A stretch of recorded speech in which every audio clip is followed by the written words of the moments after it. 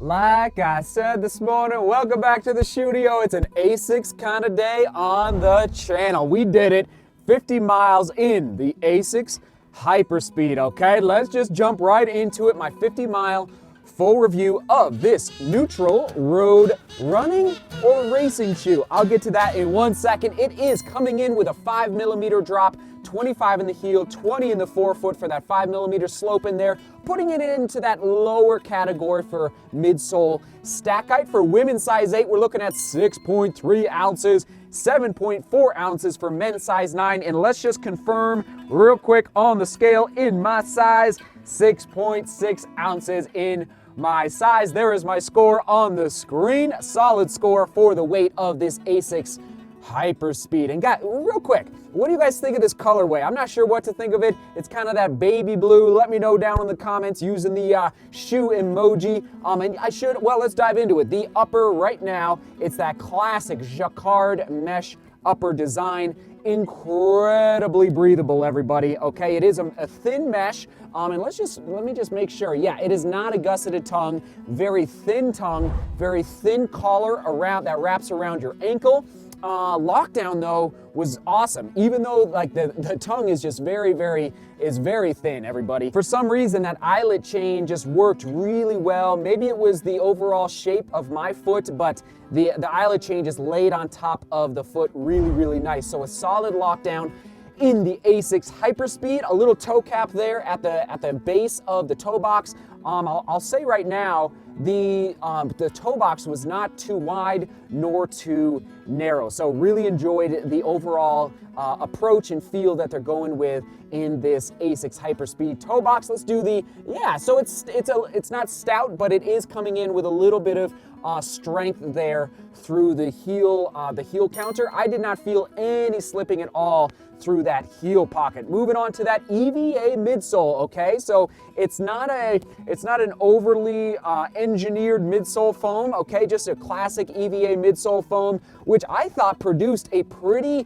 decent energy return through the foot strike. By the way, here on your screen, this is how many miles I put into the Hyperspeed, okay? So we made it past 50, and today's last run, I think it was my longest run thus far in the Hyperspeed, 16 miles. So that's quite a bit for this midsole stack height, and it did just fine out there. Like by the end, I could feel it a little bit, and I'll get to how I'll use this shoe in a second, but overall, very pleased with that midsole ride, and there is my overall score. Again, it's not a complex midsole, okay? You don't have to overthink your foot strike.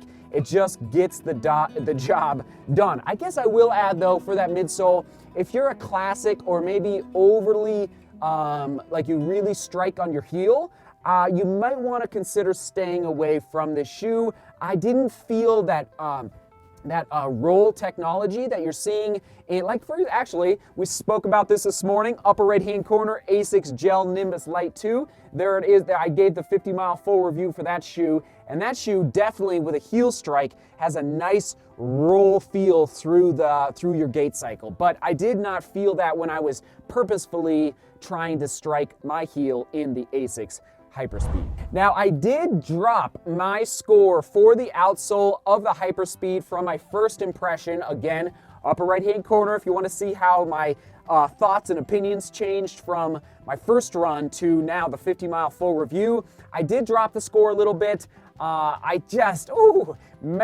They really went for it with the rubber on the outsole. I'm not exactly sure why, and it's still, I'm actually pretty amazed at how 6.6, right? Yeah, I'm amazed that it's still coming in at a pretty lightweight category, even though it does have so much outsole rubber, which I think gives a lot of hope and opportunity for this shoe coming up in 2021, 2022, in the next iterations for the Hyperspeed. I should mention this is they're bringing this lineup back for ASICS. They have not created a Hyperspeed shoe, I think, in 3 or 4 years. So a lot of ASICS fans are very excited that this shoe is now officially back on the marketplace, going for the fit and the comfort. Fit, I went true to size. Really no issues at all with the fit. Again, nice snug feel through that toe box, which I prefer. I guess if you do have a wide midfoot. I do think it is a little on the narrow side through the midfoot, so you might want to keep that in mind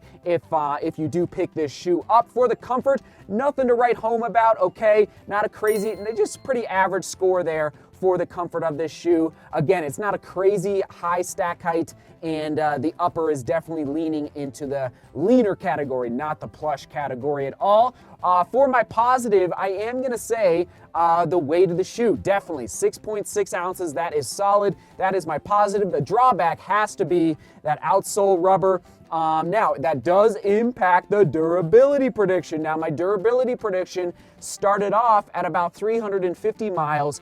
I'm gonna put it closer to 500 miles, mostly because I'm not seeing, well, mostly because of that outsole rubber, but also because I'm not seeing, and I realize it's only 50 miles, but I'm not seeing much creasing happening through that EVA midsole. I'm very impressed. Actually, it's hardly anything at all. So I think this shoe actually could last a long, long time. Now, again, getting back to how that midsole is a little bit on the lean side, you have to ask yourself, how many miles can my legs handle with a leaner midsole stack height? Okay, so just keep that in mind. Again, if you're thinking about training in this shoe, and yes, how will I use this shoe moving forward? Who is it best for? So how will I use it? Tempo days or on the track? Again, 16 miles today, it was fine, but I wouldn't recommend that really. It's just a little too lean for a 16-mile day.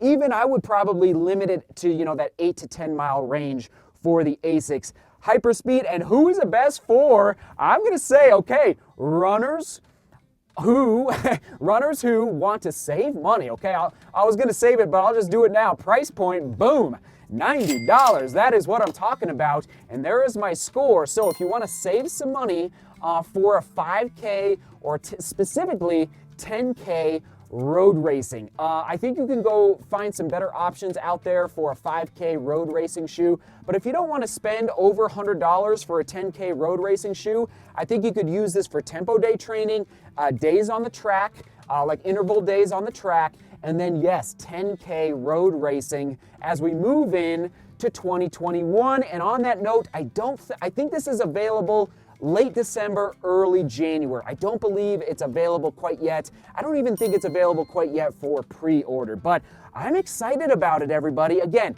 it's not a crazy lively midsole, but it's light enough, and it's got, you know what? It's got enough responsiveness through that toe box, meaning it's snappy through the foot strike, that it will allow you to go up to faster speeds, specifically in, the reason I'm saying 10K and not half marathon, I think half marathon, your legs are gonna start to feel it from mile 10 to mile 13, where your legs are just telling you, ooh, this is starting to hurt a little bit on the, not hurt, but you're just like, your legs are starting to get a little too tired in the last 3 miles of a half marathon race. Okay, so moving on now to other shoes I'm putting into the similar category. There they are on your screen, along with the weight and the price for those shoes. Okay, here's the quick specs for the ASICS Hyperspeed, and yes, my final score, not my early score, my final score, it did actually drop down, so it didn't quite break into those 8s for that final score, but again, I'm excited. I think this shoe,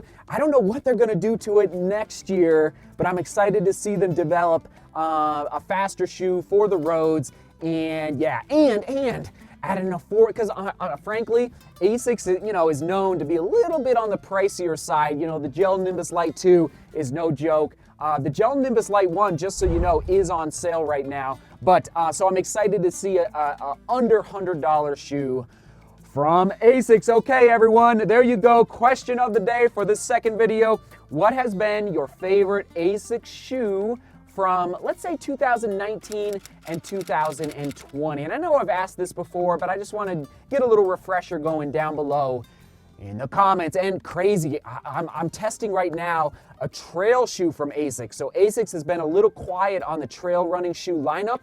And it's got some flaws to it right now, but it's got some really good potential for 2021 trail running from ASICS. Oh, so good, everybody. Thanks for being here. Thanks for watching video number 2, publishing today. We'll toss it to the Gel Nimbus Lite 2 vlog from this morning. In case you missed it, Gel Nimbus Lite 2 right there, right there. All right, Seek Beauty. work hard, and love each other. See you tomorrow.